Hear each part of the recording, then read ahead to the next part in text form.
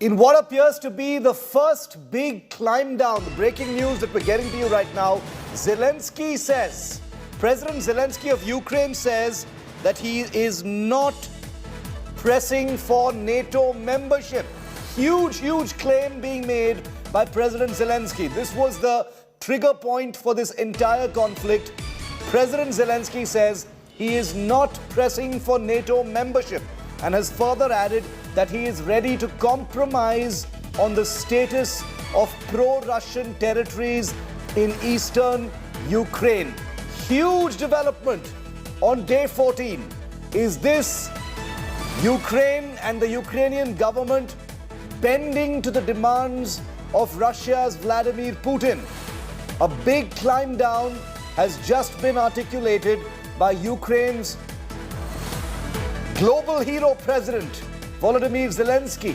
He says, we are not pressing for NATO membership and we are ready to compromise on the status of the pro-Russian territories, the Donbas region of Donetsk and Luhansk in eastern Ukraine.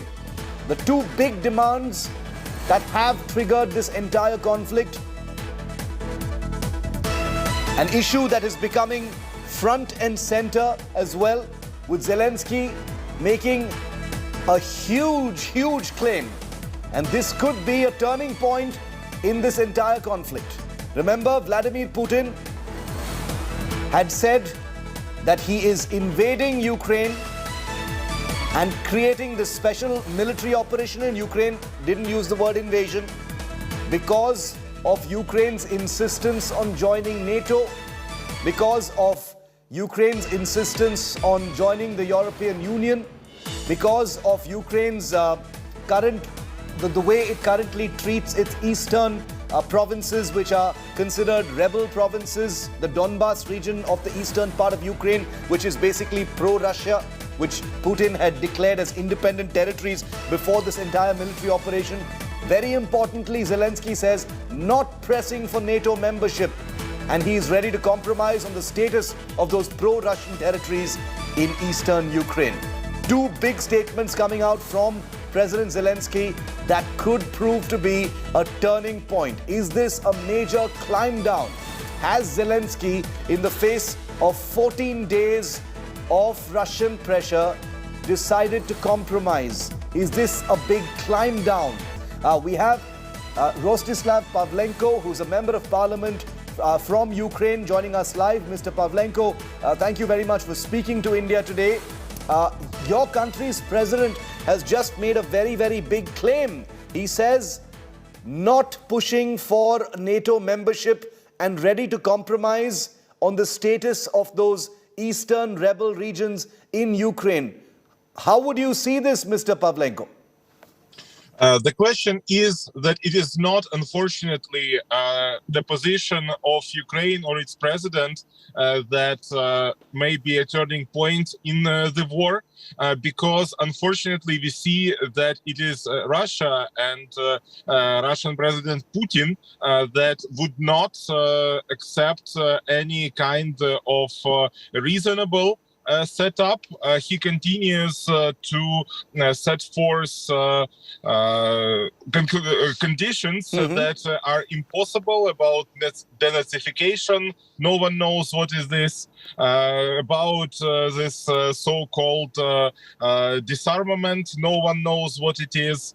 Then no one knows what does he mean of recognition of the occupied territories. So it is not, unfortunately, in the hands of Ukrainian president now. It's a question of how the free world makes Putin to get to a reasonable decision, to cease fire and to get out of the occupied Ukraine. But isn't this a big climb down, Mr. Pavlenko? If the Ukrainian president has said that Ukraine is no longer pressing for NATO membership, that has been the main point of this entire conflict. That's the reason why Russia had actually invaded your country, sir. Russia says that it is the reason of the conflict. Unfortunately, it is deeper. Unfortunately, it's a question that Russia and Putin himself personally thinks that Russia and Ukraine is the same, and Russia is entitled to having Ukraine either conquered or subjected to Russian rule. And this is the nature and core of the conflict, not NATO membership, not anything. And again, until the free world makes Putin back off from these unrealistic conclusions, unfortunately, we see that fighting goes on. And to prove this point, we did not see any reaction on the Russian part to any statements of Ukrainian president. Okay, but I'm just wondering, Mr. Pavlenko, if Ukraine is no longer pressing for a NATO membership, does this, let NATO off the hook? Because there has been a sense of betrayal in Ukraine that NATO has not been helping, Ukraine in this entire conflict. By saying we are no longer pressing for a NATO membership, it allows NATO to wash its hands off this entire issue then. Well, look, NATO is helping. They are sending ammunition. They are helping financially. So you cannot say that NATO is not helping. And then again, going to NATO is a long process of many stages and many conditions. So it is very safe for Russia to understand that it will take a long time, if ever, for Ukraine to get to NATO membership. And Russia knows that absolutely sure. So it is not the NATO membership that actually pushes this whole conflict. It's an unhealthy understanding of Russia that it, on this pretext or another, has to control Ukraine. And this is something that has to be stopped. Okay, I just moving away from NATO for the moment. You're saying that that's not the reason why Russia invaded. We'll get into that a little deeper. But Mr. Pavlenko, are you?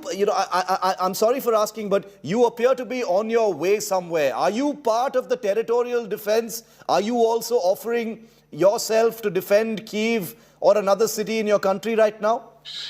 Yes, of course. We work with the territorial defense. We have the battalion to whom we help.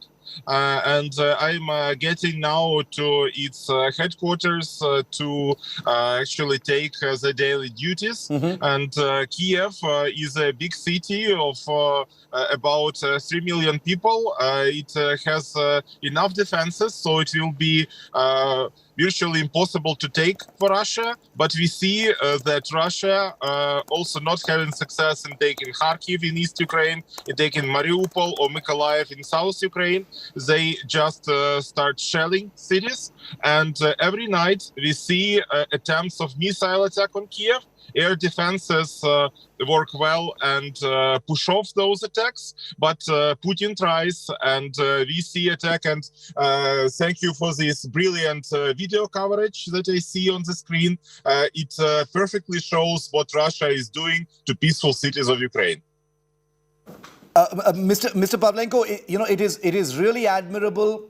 But a little unsettling to see civilians, including members of parliament like yourself, getting into these military duties. It has been widely praised and admired all across the world because this is basically a citizen movement coming to the aid of the military, in the face of a much larger, more superior armed force that is in your country right now. Can you tell us a little bit about the kinds of duties? Obviously, you can't get into the details because they are classified and they are, sensitive. But can you tell us about what kinds of duties are territorial defenders, citizen soldiers like yourselves actually being expected to do, sir? And do you have a weapon with you? Are you an armed soldier when you get these duties? Well, yes, we do have weapons, and we passed in Parliament a special law to allow civilians to have weapons and to use them against the invaders. We have patrol missions. We entrench the city on the lines of defense. And probably most important, we help civilians from the endangered areas to get out to safety. For instance, the battalion with which we work helped out about 2,000 of civilians to get out of town of Irpin, which is northwest from Kiev, Yes, we which saw is that. heavily shelled by Russia. And when Russian invading troops enter Irpin, they are harassing the population, firing shots and killing civilians. So we help them to get out. Okay, and speaking strictly about what's happening in Kiev right now, Mr. Pavlenko, is that the cities like Hostomel, the cities like Bucha, Irpin, and the surrounding areas of Kiev are all being attacked in a very, very heavy manner. But those attacks have not reached Kiev just yet. Do you see that happening? The perspective from the outside is these cities around Kiev are all being hit right now in order to pave the way for a final attack on Kiev. The Russians try to encircle Kiev. Yeah. So the cities that you mentioned are the northwest corner near Kiev. The same goes across the river Dnieper in the northeast corner. They try to push through Ukrainian defenses to cut the roads and to encircle Kiev. So far, it's now the 14th day of defense. They did not succeed. Our army, and with the help of territorial defense, repels the attacks.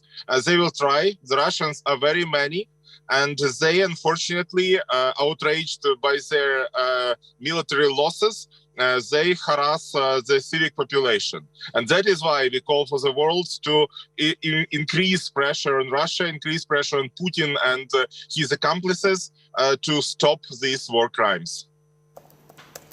Okay, Mr. Pavlenko, thank you for speaking to India today. Please stay safe. I hope you don't need to fire your weapon in this entire operation that is playing out right now. We will continue to be in touch with you and people like you who are lending a hand, picking up a weapon so bravely and being part of this, of the defense of your country. That's what citizens do. We'll keep getting you those voices. And please remember, viewer, that here on India Today, we're getting you voices of people who are literally in their cars heading towards their missions. That only happens on India Today. And there's a reason why members of parliament, voices from both India and Russia, from Ukraine and Russia are speaking to India Today, because we are a channel that is focusing on what's happening right there. We're not giving you gyan. We're showing you the horrors of this war, the reactions of citizens, and the way they're playing out in a situation that is shifting right before their eyes.